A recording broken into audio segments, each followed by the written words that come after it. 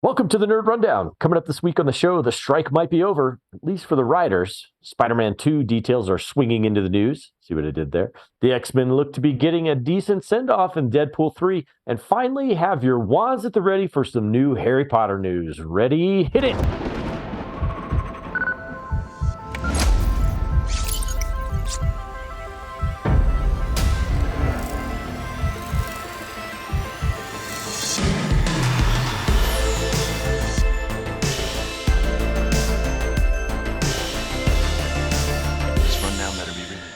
What the hell is a rundown? There's the rundown you asked for. Welcome to the Nerd Rundown, where we cover the latest in the nerd world of movies, TV, and more. I'm Darren Stemple. I am Erik here. And I'm Morgan Santo. The rundown has been scarce lately, as you guys may have noticed, and it's because there's a big strike going on. We're on month 5 now, I believe. The WGA Strike, Writers Guild of America. Days or something. It's been a long time, and there may be some light at the end of the tunnel. It was reported from The Hollywood Reporter this weekend that studio heads presented their best and final offer to end the strike. And it sounds like it may have worked, as they have come to a tentative agreement. So, Erik, what do you think about this update?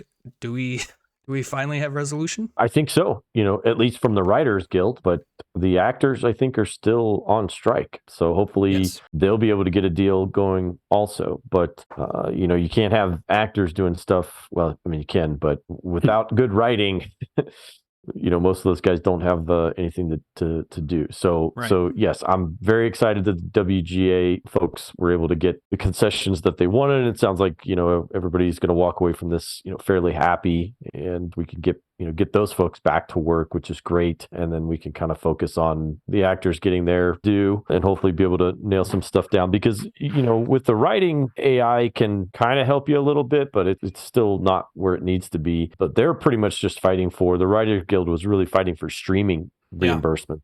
And things like that, because their agreement was preceded streaming. They were getting kind of taken to the cleaners on all that stuff. But with AI coming along and the actors, you can clone a person's voice, you can clone a person's face and digitally replace them over someone else. And, who owns your voice, who owns your likeness and stuff. So we'll see. Hopefully the actors can get their stuff taken care of. I did see where the Screen Actors Guild did vote to authorize a video game strike. Oh, jeez. So I'm like, okay, well, we're going to keep doing this a little bit longer. So Writers Guild, great. Actors, they got to get both the video game stuff and now the movies and TV stuff. I mean, quite honestly, it's nice to have a little bit of a break from the egos of the actors and actresses of Hollywood. It's the writers that, I get them back to work, start writing some stuff, and great. We'll deal with the actors next. Right. Yeah. So, Morg, are you feeling pretty good about this news too? I didn't even care they were gone, to be honest. Like, I felt like I didn't miss them. I still watch stuff. I watched One Piece. I forgot it was going on. To me, I feel like a lot of them don't deserve more. Okay.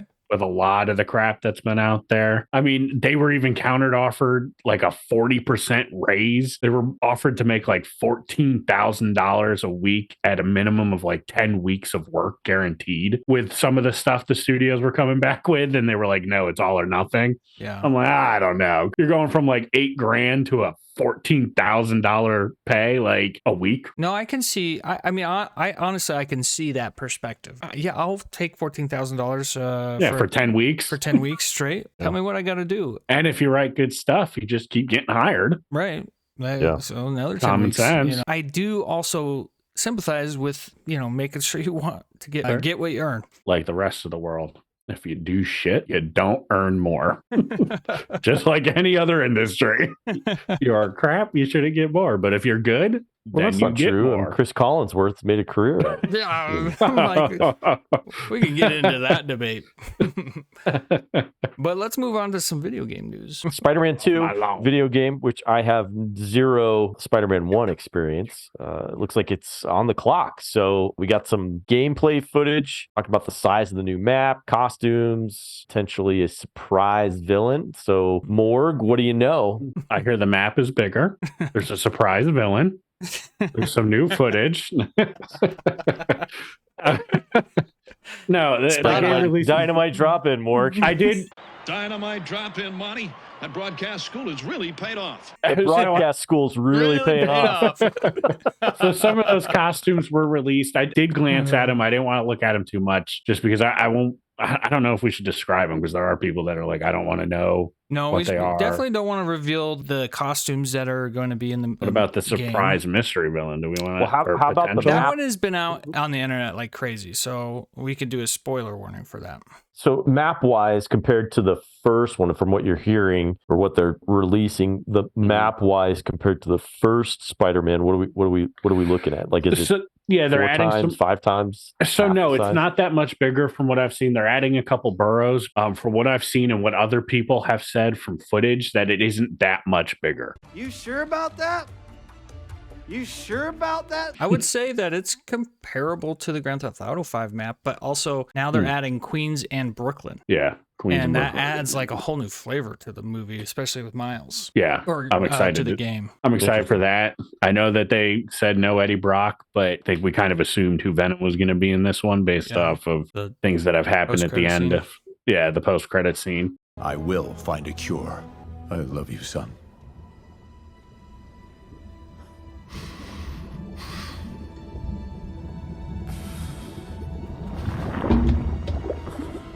So we did get, Darren, we did get some other news with a particular character that is really a popular character. I've seen clips of her in the Spider-Verse movies and stuff, but Gwen Stacy's character is not going to be there. Is that what we're hearing? Yeah, so since Spider-Man Across the Spider-Verse came out, the character of Gwen Stacy's Spider-Woman has blown up in popularity for good reason. My daughter's got a Gwen Stacy ghost. I don't even know what character that is. I was going to say, her name isn't her name Ghost Spider? Yeah, it's like Ghost, but that's, he's also called Spin in the Amazing... What's the little kid Spider-Man one? Ghost Spider. But Miles is called Spin, and he's not called Spin anywhere else. So I don't know if they had nicknames for the kid show. But Miles is called Spin, and he's not called Spin anywhere else. So I don't know if they had nicknames for the kid show. Spidey. And his amazing. Spidey and his amazing. Spidey and his amazing friend. Shout out to Fall Out Boy for that song. And Across the Spider-Verse, she calls herself Spider-Woman too as well. So yeah. Oh, okay. Yeah. But she's blown up in popularity, so people are asking the producer or the developer of the game, is she gonna make an appearance? Because apparently there is a little bit of a Spider-Verse tease in this game, and so people are thinking that she might pop up. Now she's kind of becoming synonymous with Miles, and when you watch the Into the Spider-Verse and Across the Spider-Verse, that statement will make much more sense. But she's an amazing character. You think it's be a DLC or something maybe later on? I could see that. Like I wouldn't mind if they leave her out. Yeah, I just want to focus on Peter and Miles. Right. Like I'm good with that. Totally. Unless it's like a Spider-Man 3, where it's like, okay, you've added Miles for Spider-Man 2, and who's the third Spidey you're going to add? Or if they introduced her and just even gave her own game. Yeah. Have it tied to that universe, but she's just got her own game. He plays her and seeing her in action in the Spider-Man movies or the Spider-Verse movies, you're like, yeah, I totally want to see. I would watch a movie by herself. I'd watch a TV show. She's great. She's one of the best characters to come out of this year. So this is what Jan Paquette, the director of the video game, said. And so one of the great things about Insomniac, the developer of the game, is that we love to get ideas from everybody on the team. So we're always getting ideas, but we also need to stay focused on what is the story that we're trying to tell. And Gwen isn't a part of the story that we're trying to tell, unfortunately, but who knows? End quote. That's what I said. Maybe Spider-Man 3. This should be the third Spider-Man. Yeah, leaving the door open. So anyway, very excited to play Spider-Man 2. That is already pre-ordered. Already pre-ordered by Morg. There you go. I should actually just pre-order it because I can't. Need to take off work. It's going to be a lifestyle. It's going to be like, we're on a break from the Nerd Rundown because Darren's playing Spider-Man 2. Yeah, we should definitely talk about it. Staying in the Marvel world, but in a different non-MCU world. I guess it will be MCU, but also more related to the legacy of the Foxman universe. So the 20th Century Fox X-Men movies now starting to collide with the MCU with Deadpool. Deadpool 3 is it's sounding more and more awesome. It sounds like Wade Wilson's going to have to go find the right Wolverine to stop an impending universe collapse or something like that. It sounds like he's going to come across many different Wolverines, and by the end of the movie, we will have our Wolverine for the future moving forward in the MCU. I like it. It's not going to be Hugh Jackman. It's going to be a full new recast. And I know, Morgan, you talked about Daniel Radcliffe, right? Well, expecto patronum. In when Miracle Workers is the show. Miracle Workers. I went up and watched that clip after. I was like, holy I told you. cow. I could see it. Remember, we talked about this. We did, yeah. We talked about this when the Roku movie that he did, Akimbo, the right? Weird Al, Guns- the Weird Al, the Weird Al, yeah. because he came out on stage and I was like, what? Oh yeah. Remember? That's right. Remember that? And I so think if you go back through the footage and look at, I think we all mentioned him at one point as a possible Wolverine. I never saw it until I saw that clip. And he is jacked. And that guy, what's Daniel Radcliffe getting jacked for that kind of show? Right. Not. And he's the right size. Well, and one competitor I might put out there is Taron Egerton. Agree. Oh, He's You another know, one. he's another one that's the right Meg said it's Taron Egerton. Oh, yeah. Whatever. Whatever. Old T-Dog. Yeah. It's almost Whatever, Meg. It's almost irritating at this point, you know. It's like And you can stop making that fart sound every time someone says Meg. So, Man. Just kidding, Meg. We love you. We love you, Meg. Lady of the show. Anyway, so yes, Taron Egerton, but also another report on this is that Carl Urban would be Wolverine. Which is he too tall? Well, he would be a Hugh Jackman type cast. That's the thing. You know? He reminds me of like a Hugh Jackman casting. I bet he's just one of the guys he comes across because, you know, doing the John Krasinski, it was like an online fan cast, and so was Carl Urban. He was a very popular fan cast, so maybe they just pay tribute to that again by making him one of the Wolverines he comes across. What they need to do is have John Krasinski be a Wolverine and just have John Krasinski a permanent staple of just always playing some character in a universe, but we just see him once, you know, as that character, and we never. And then at the end, it culminates. They got to fight whoever Kang, and it's just a 10,000 John Krasinskis in all different forms. Easy now. Fighting gang. It's pretty funny. That may get a little jump the sharkish. Yeah, jump the shark. They might have to do it. It would be funny though if it was like John Krasinski. You know how Stan Lee has a cameo in every movie. He just starts cameoing in every movie. Yeah. Stan Lee is dead, and he ends up being the Stan Lee like later in life. Well, right, and don't they have the guy from Army of Darkness, Bruce Campbell? Oh, Bruce Campbell. For Sam Raimi. And Sam Raimi's. And Sam Raimi's. His French waiter in Spider-Man 3 is so amazing. here we are. Table for two. Becker. Parker. That is what I said. Becker. Well, you know what? I kind of walk that back. I don't mind a Carl Urban. Okay. I really don't. Like I love Carl Urban. I love Carl Urban. As like the Wolverine going forward. He's just awesome. Like I give him so much credit. I've talked about it before, but I give him so much credit for his dread. That takes some guts, man, to be like, yeah, I'm going to be in this movie, but you don't know it. And his role in Lord of the Rings was when we kind of first learned about him. And ever since Lord of the Rings, I'm like, dude, I love Carl Urban. He's awesome. He was terrific in that. Yep. So it'll pay tribute to the Foxman universe, and after that, it will be like no more Foxman, MCU only, and I'm excited for that. Yeah, I don't think that's a bad thing. I like that they're not trying to hide it, that it existed, because I think that's good. I think that's a clean way to do that. I agree. I think you have to show them ending it to make people happy, and it would help with some confusion because there is confusion. I mean, hell, you talk to my wife and. There's confusion. So if she saw like a definite like, oh, they're ended. Okay, good. Now I know moving forward, this is what it is. Yeah. Oh man, let's not get started on Foxman's timeline. That was one of those things I would be online just like angry typing at people being like, this timeline doesn't match up. Excited to see her. Yeah. 10th version of Phoenix. Yeah, seriously.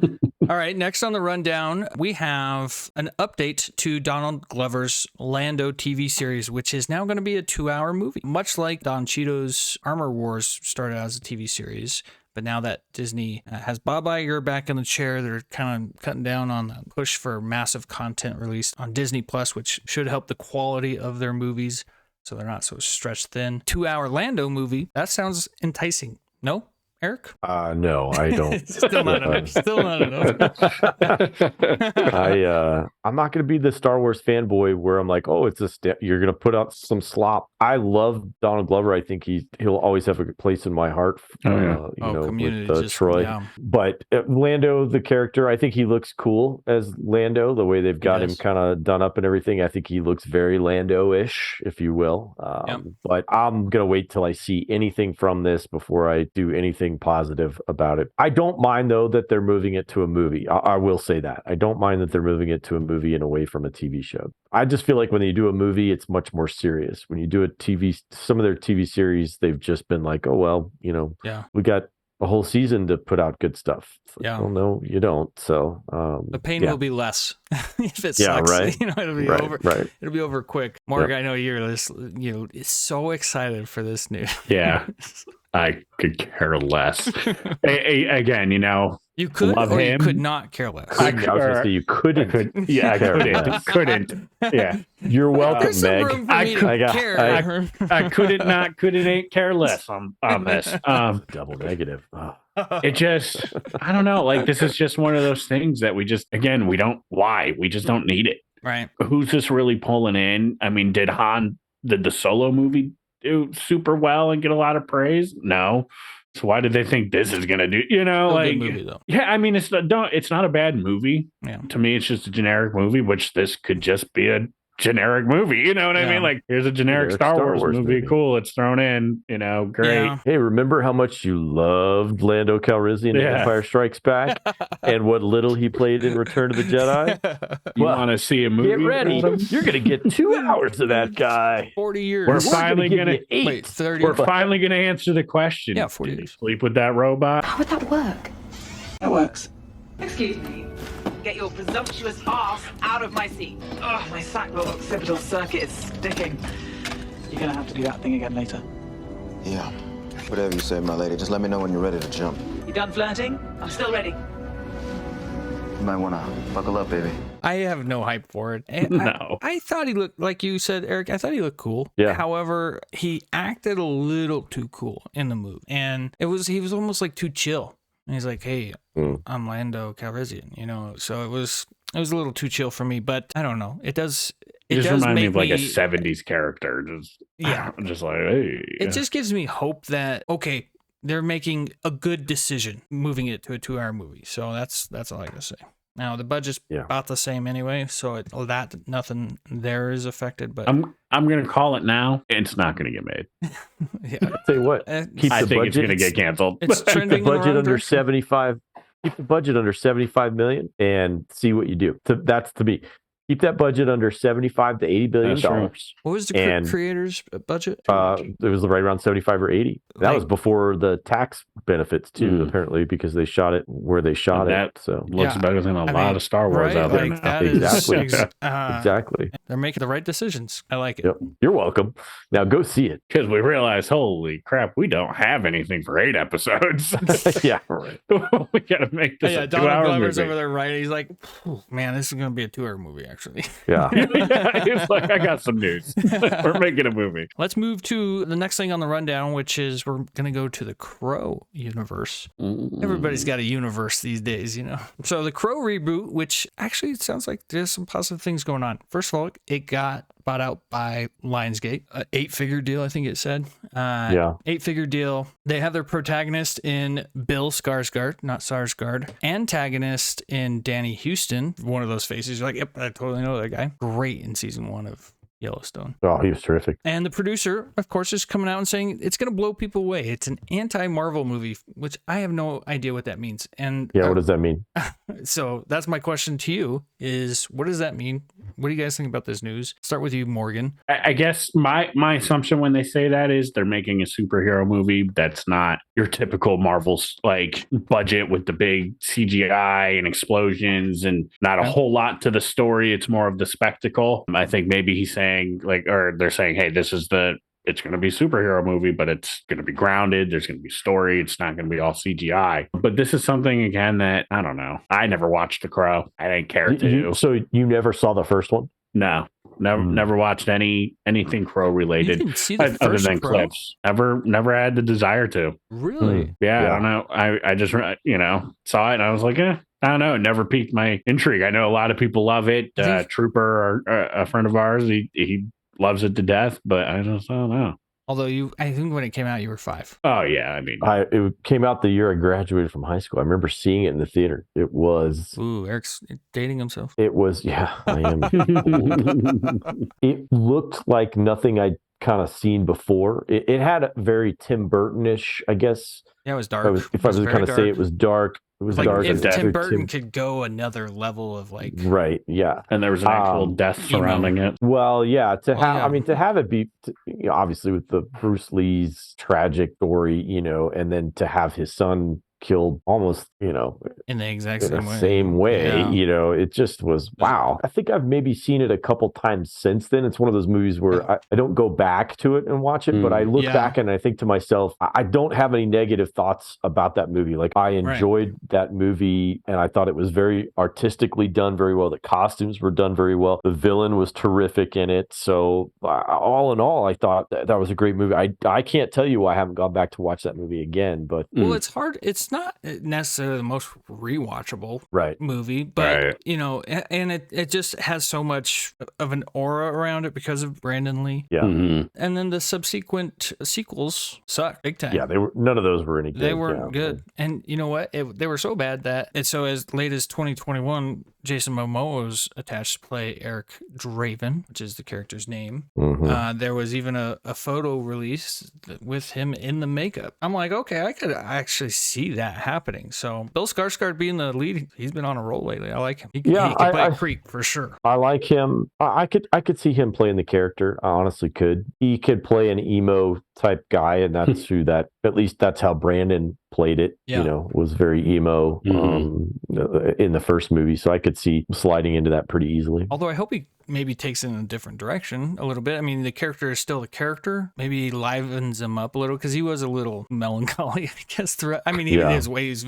getting vengeance for his murdered wife, so I get it. But he could use a little bit more of a personality. I think when they say it's an anti-Marvel, they're really kind of talking about this is a Punisher-esque type character. Yeah, it's not going to have jokes. Right, yeah. Right? Yeah, you're not going to be laughing. But you better learn from DC. You can't make it too dark. You can't make it too dark. Otherwise, it's hard to pull off. The Batman pulls it off. But even the Crow is designed to be a dark character. It has to be dark. And I think making Superman a dark character is obviously a stupid decision, Zack Snyder. But the Crow is dark. So there's a little, but I mean, when you're writing a story, you have to build and ratchet that tension up for your audience. And so you can either release that tension in an action sequence, or you can release that tension with humor. And it's fun to take your audience, like ratchet, break the humor, break with humor, and then ratchet, break with humor, and then have an action sequence or whatever. A lot of these things, when they get dark like that, they just pound you with the action. And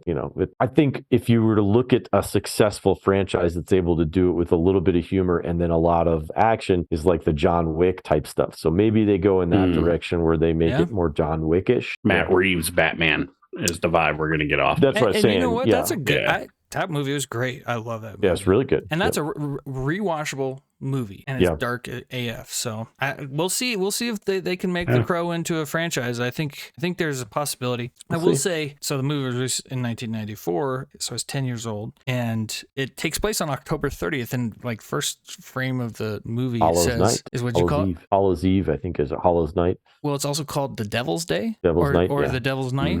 Yeah. And I was afraid of October 30th for the rest of my life after that. It scarred you, yeah. Yeah.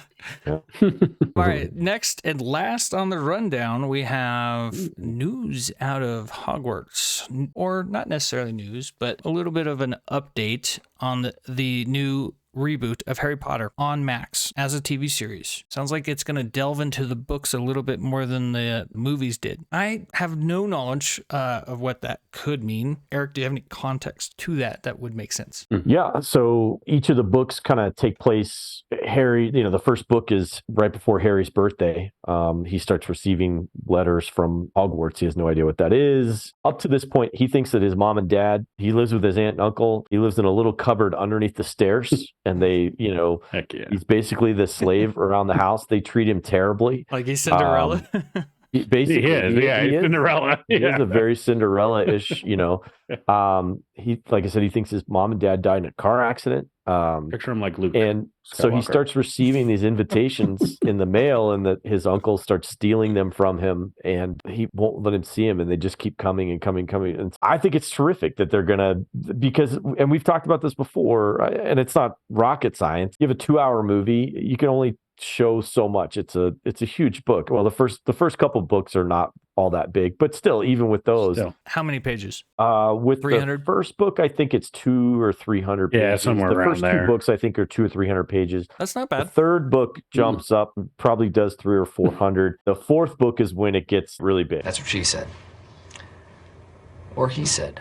She made a giant leap from the third to the fourth book, and that'll be interesting to see how things go. Let me ask this. Is there a feeling like the movies left a lot on the floor from the books?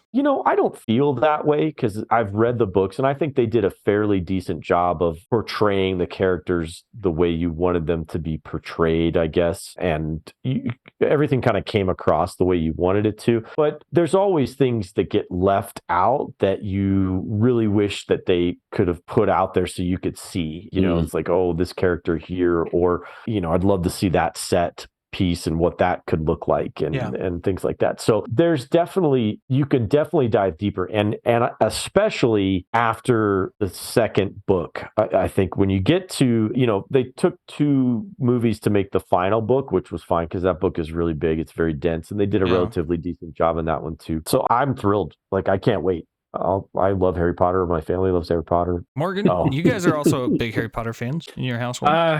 Yeah, I'm not so much. You have a poster. Yeah, I'm on like, your wall, I'm okay with it. Like, I don't hate Harry Potter, but I didn't read the books. Yeah, I've got them up on the wall. No, I mean, I don't hate Harry Potter. I never read the books. I've seen almost all the movies, at least chunks of some that I haven't seen all of. My son is going through the books. He's read the first one. He's a couple 100 pages into the second one, I think. So he gets to watch the movie after he finishes the book. Cool. Nice. And when he was watching the first one, I couldn't tell you what he pointed out, but he noticed differences because he just finished reading it. Now he's watching immediately. So I think, depending on how they film this and what it's rated, and I mean, you never know what the hell HBO is going to do, if it's going to be like a Euphoria, the books, I mean, if you did it word for word from the books, it's not bad, unless they add a little Euphoria twist to it or something. Yeah, well, I think that's the ultimate question here is like, okay, so they're going to delve more into the books, meaning they're going to build out the world more. Yeah, that's a pretty big world to build out. I think there's a lot of possibility within that. So yeah, I mean, I'm excited if they do it right, and especially because now he'll get to experience it, just like the kids who were reading the books and then got to go to the movies. Now he can read the books and experience a whole new version of it, live action. Yeah, well, that's a good rundown. Again, news is scarce these days, and it looks like we might have some light at the end of the tunnel, so maybe some bigger rundowns coming. Now that the rundown is finished, let's hear a word about our sponsor, Combat the Chaos. Hey, nerds. We love to support our veterans and our first responders here at the Nerd Rundown. That's why we've partnered with Combat the Chaos, a veteran-owned clothing company that donates portions of their profits to organizations that are focused on mental health and suicide prevention, specifically for these brave heroes. Being a veteran myself, and one who's needed help in these areas before, it was important we found a partner we believed in. Veterans are at a 57% higher risk of suicide than those who have not served. When it comes to first responders like the police, firefighters, and EMTs, they have a 10% higher chance than the general population of developing mental health issues like depression and PTSD. If you want to show your support, then visit combatthechaos.com, use our code NRD for 15% off, and select from a variety of amazing hats, shirts, sweaters, and more. We thank you for your help in fighting this battle that first responders and veterans so desperately need. Now, back to the show. All right. Thank you for tuning in. If you're here on YouTube, please hit that like button, hit the subscribe button, hit the bell for notifications as we release several shows throughout the week. You also can find us anywhere you can consume your podcasts, and you can follow us on Twitter, TikTok, and Instagram, all at the Nerd Rundown. And with that being said, we'll see you all in the next Nerd Rundown. See ya. Bye. Deuces.